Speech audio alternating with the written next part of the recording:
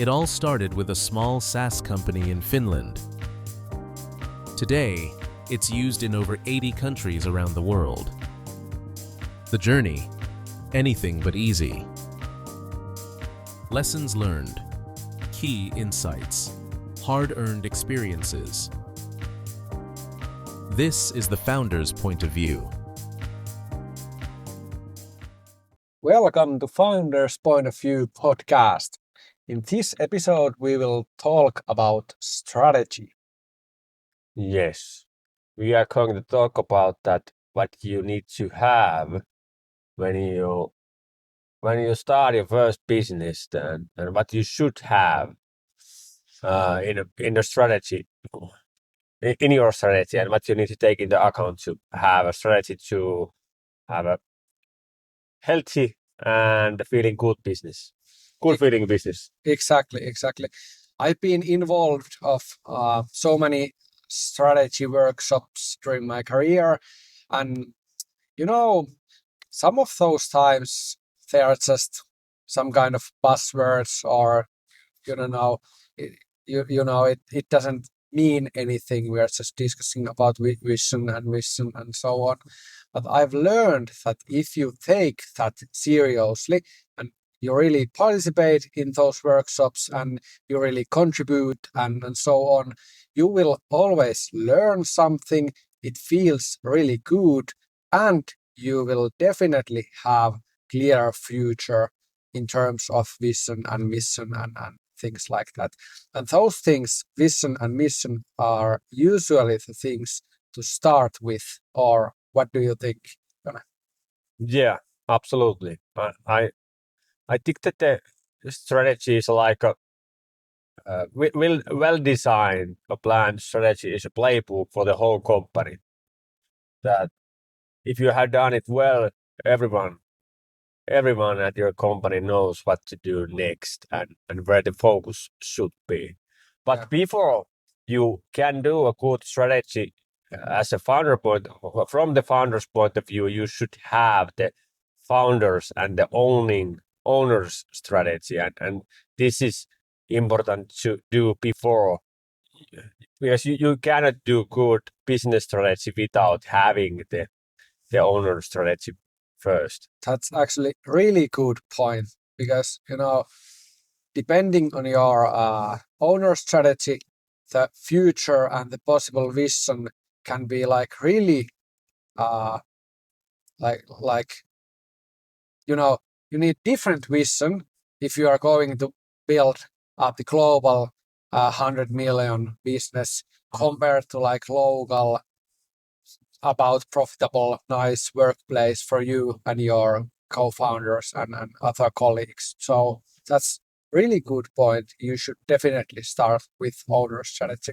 But it isn't easy to do that, because normally when you find you in the middle of founding a company, having a new company with your new partners or co-founders, you have came up to that moment many times without thinking about that, what we are going to build in the long future, and what is the strategy for the owning this company.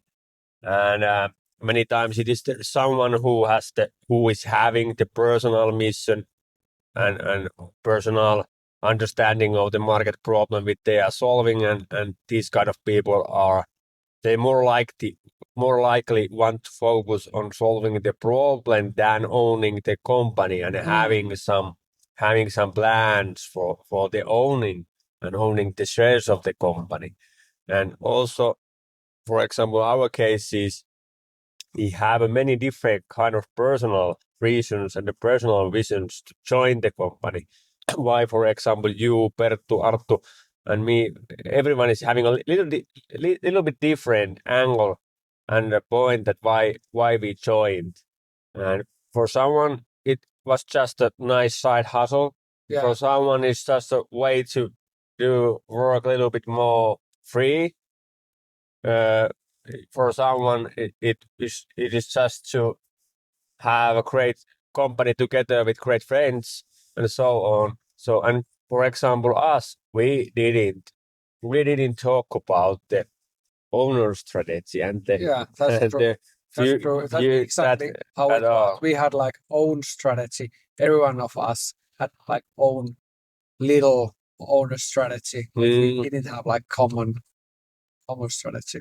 So if you are going to be a public company, your vision and the business strategy will be different than if you want to be, for example, just a workplace for the founders. So it's totally different. So that's why you need to define that and what you are looking for as an owner. And that can change during the years. That can change, and that should be also updated later. For example, when the VC or some investor joins the company, the owner strategy will immediately change after that. Exactly. And that what you just told underlines the fact that when you are starting to build up strategy, no matter if it's owner strategy or like basic common strategy, you have lots of different kind of stakeholders with different kind of opinions, different kind of ideas, different kind of point of views, and so on. And it's really important to take all those into account when you are starting to build the strategy. We have had a couple of strategy workshops during the years. One time I remember we had an external facilitator participating in the workshop.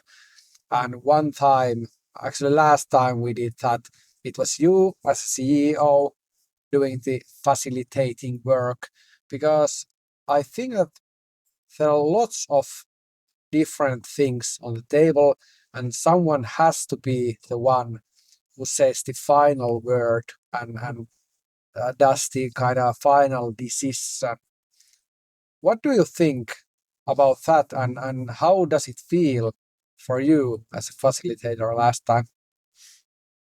I think that as a new entrepreneur, when you are doing the business first time and you don't have a long history working at the company which has done the strategic work well, and you don't have seen how to do that, so you definitely would need someone to help you to facilitate the whole thing, because there are so many things to talk through and discuss to get everything on a paper and that everyone is agreeing to those points. So that's why it's good to have someone outside the company. It doesn't need to be from some company and service. It can be just someone a little bit more experienced entrepreneur or someone outside of your company just helping you out with the first strategy thinking.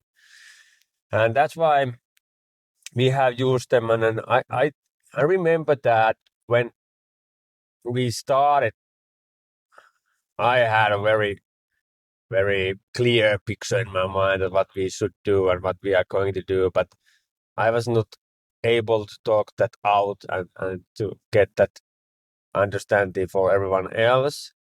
I tried and I had many different kind of discussions and the forums where a little bit of that strategy from my mind came out, but still most of the people and especially even the founders didn't understand that what we are doing, what we could do in future. And that's why it was great to have someone outside of company to facilitate and get us to talk through everything which is important, and everyone felt that they have been heard and heard and everyone could tell their own opinions and own fears and challenges and beliefs about the topic, of the topic. And that was great. And now a little bit later, years later, when I have done that strategic work yearly and annually and even the quarterly, and I have been also involved in the strategic processes in other companies. At other companies, it has made it a little bit easier for me to do it on my own. and so that's why it's much easier. But I'm sure that I wouldn't be able to do that without that experience from the other companies and the years experience at Trustmary. Commercial break. Trustmary in 30 seconds. Trustmary helps companies to automate the review and feedback collection and utilizing in their marketing. We are a Finnish company, but we are already operating in 80 different countries. Our product is especially designed for the companies doing service-oriented business coming from traditional industries. If you need any help related to these topics, just reach us out on LinkedIn. We are happy to help. And now back to the story. Okay, then we have had workshops. We have managed to define our vision and mission. We know where are we going and why we exist. How about then? Can we start implementing the strategy, or do we still miss something? I think we miss a lot of things if we are just focusing, if we think that the strategy is just a vision and mission. There are many things in the good strategy planned and written down. And for example, I think the good strategy start with the vision and the mission, but it will also start with who we are serving. What is the ideal customer profile, and ideally that is defined so well that it can be used everywhere. And the marketing team and the sales team don't need to define the ICP by themselves in other forms. So the ICP should be described and defined by the company level, and it should be concrete enough to use everywhere else also, because that's everything. Because your marketing is also the market you are serving, and the size of the market is depending that what is the ICP and how much we are seeing that ICP in the market, and how and so that's why it's very important to have also defined well in the strategy, and you are serving that ICP through your own mission. And when you have served that ICP well and you have done the mission a lot, the vision will be you are going to reach that vision one day. Yeah, exactly. Yeah, I can agree with that 100% because, it's one of those must-have things before you can start implementing your strategy. For me personally, it has been easier to understand this vision, mission, ICP strategy combination in a way that when we have vision defined, we know where are we going, then we need some kind of playbook or roadmap or thing like that. Steps, yeah, how to go there. And that's what strategy really is. It like instructs me towards the vision and so on. And especially taking the OKR model, objectives and key results, which is like framework for implementing strategy for the whole organization. That has helped me a lot to understand the whole strategy thing, and especially how different teams and different employees can contribute onto the same strategy and towards the same vision. That's true, and yeah, and of course you have the roadmap. You also have in a paper on a paper that what is your current product or service, what is the unique selling point of that, what are the competitive advantages you are having now, what are you going to have in future, some kind of product vision also. It is also taking care of that what kind of resources you are having now, what we should have in future. Do we need to recruit someone? How about the cash, the investment we are doing? Do we need to have some rounds, the investment rounds in future? So on. It's taking care of everything, and everything is designed well and planned well and communicated also in a way that everyone in the company can see them and can understand. And what is the important is that everything is connected together. You cannot have a good roadmap without a good vision. You cannot have a good mission without a good vision, and you cannot have a good product vision without a good ICP. So everything is connected, and that's why it is not easy to do first time a well-designed strategy, because there are so many things you need to take into account, and you need to really focus that everything is aligned and everything is connected. Yeah, and that's what I call as a strategic thinking. With the OKR model, which is great, it's still easy to start thinking about super detailed things like being too hands-on in different kind of things and forget the strategic thinking. What do you think? You are really good at strategic thinking. How can I, for example, I be as good as you? I think this is just I think it's just an experience, a lot of experience that I have needed to be good at, because I have been the most responsible for that. And I think that's the one thing. And the other thing is also it's somehow a personality. Some